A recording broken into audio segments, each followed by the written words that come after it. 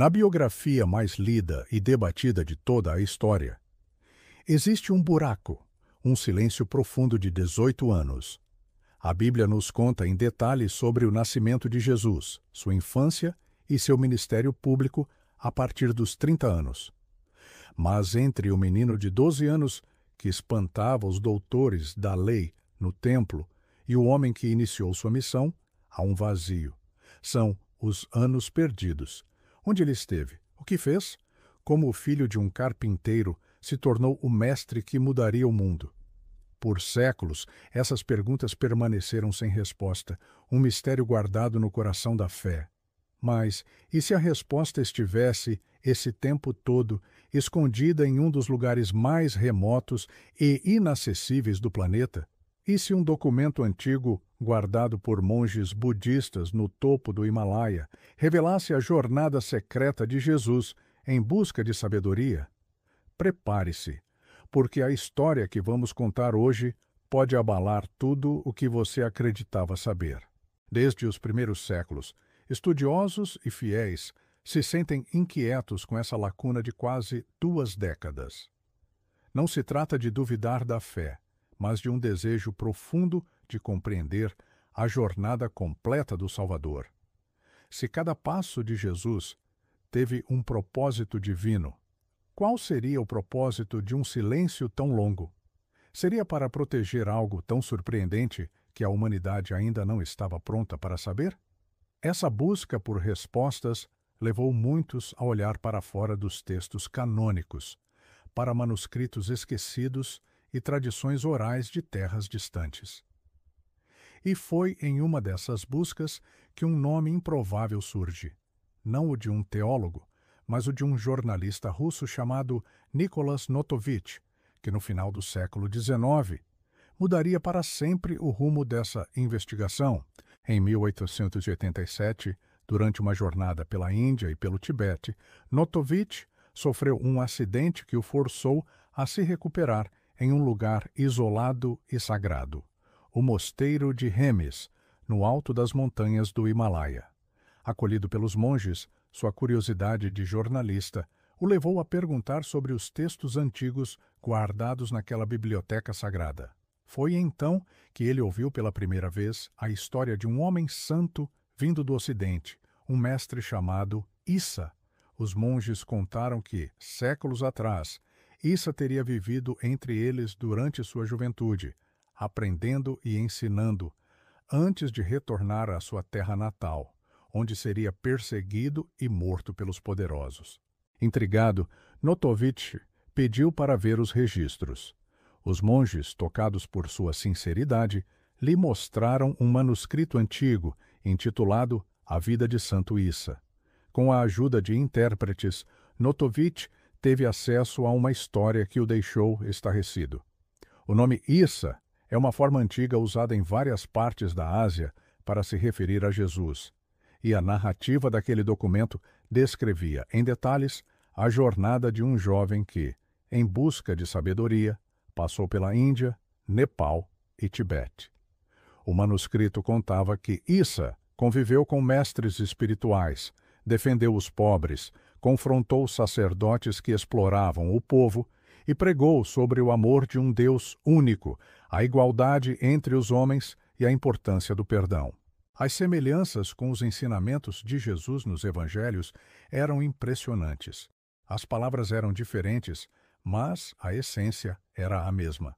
Notovitch viu ali um possível elo perdido, a chave para o mistério dos anos silenciosos. Em 1894, ele publicou suas descobertas no livro A Vida Desconhecida de Jesus Cristo. A reação foi imediata e explosiva. Ele foi chamado de fraude, atacado por religiosos e acadêmicos, mas ninguém jamais conseguiu provar que ele não esteve no mosteiro de Hemis. E a história do manuscrito de Santo Issa, uma vez revelada, nunca mais pôde ser esquecida. A pergunta que o livro de Notovitch deixou ecoando no mundo é poderosa. Por que essa história foi mantida em segredo por tanto tempo? Se há registros da passagem de Jesus pelo Oriente, por que a Igreja nunca falou sobre isso? A resposta é complexa. Desde seus primórdios, a Igreja precisou consolidar a fé e proteger sua mensagem central: a vida, morte e ressurreição de Cristo como o Filho de Deus. Escritos que não estavam nos evangelhos canônicos foram vistos com cautela como potenciais fontes de confusão ou heresia. O silêncio da Bíblia sobre os 18 anos foi entendido como um silêncio proposital de Deus. E a revelação de manuscritos de uma cultura budista, em um tempo de grandes embates entre fé e ciência, parecia perigosa demais para a unidade da fé. Mas o silêncio não significa negação. E a possibilidade de que Jesus tenha buscado sabedoria em sua humanidade não diminui sua divindade. Pelo contrário, a aprofunda. Se ele esteve no Oriente, teria aprendido sobre o valor do silêncio, da compaixão e da renúncia aos bens materiais, princípios que ecoam em seus sermões. Mas Jesus foi além. Ele não apenas aprendeu, ele transformou o conhecimento humano com sua autoridade divina.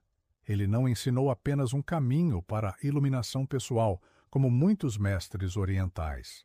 Ele se declarou o caminho, a verdade e a vida. Ele não era apenas um mestre entre outros, ele era o Verbo encarnado. Ao retornar a Nazaré, aos 30 anos, ele não era mais o filho do carpinteiro. Era um homem cuja sabedoria e autoridade deixavam todos perplexos. As pessoas se perguntavam: não é este o filho de Maria? A familiaridade os cegou. Eles não conseguiam entender de onde vinha tanto conhecimento. Mas se ele carregava em si a experiência de desertos e montanhas distantes, e a sabedoria de mestres que buscavam a verdade, seu retorno se torna ainda mais poderoso. E agora, o que fazemos com essa informação? A descoberta de que Jesus pode ter passado seus anos de formação no Oriente abala ou fortalece a nossa fé? A resposta está no centro de nossa crença. A fé cristã não se baseia na cronologia exata de sua vida, mas em quem ele é, o Filho de Deus, o Salvador do mundo. Saber que, em sua jornada humana, ele caminhou por outras terras, aprendeu com outros povos e se preparou silenciosamente para sua missão, só o torna mais próximo, mais humano, sem jamais deixar de ser Deus. Talvez o silêncio da Bíblia não fosse um esquecimento, mas uma proteção, uma revelação guardada para um tempo em que estivéssemos prontos para compreender a universalidade do plano de Deus.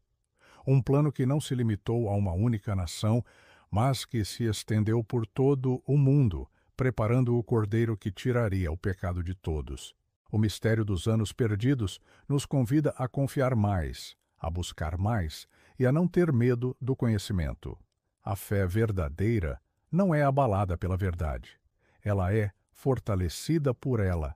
A história de Santo Issa, no Tibete, seja ela um fato histórico ou uma tradição antiga, nos lembra que os caminhos de Deus são mais amplos do que nossa mente pode conceber.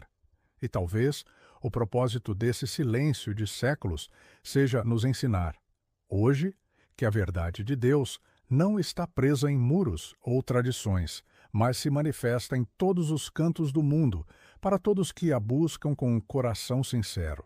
Este mergulho nos anos perdidos de Jesus é uma jornada fascinante que nos convida a expandir nossa visão da fé e da história.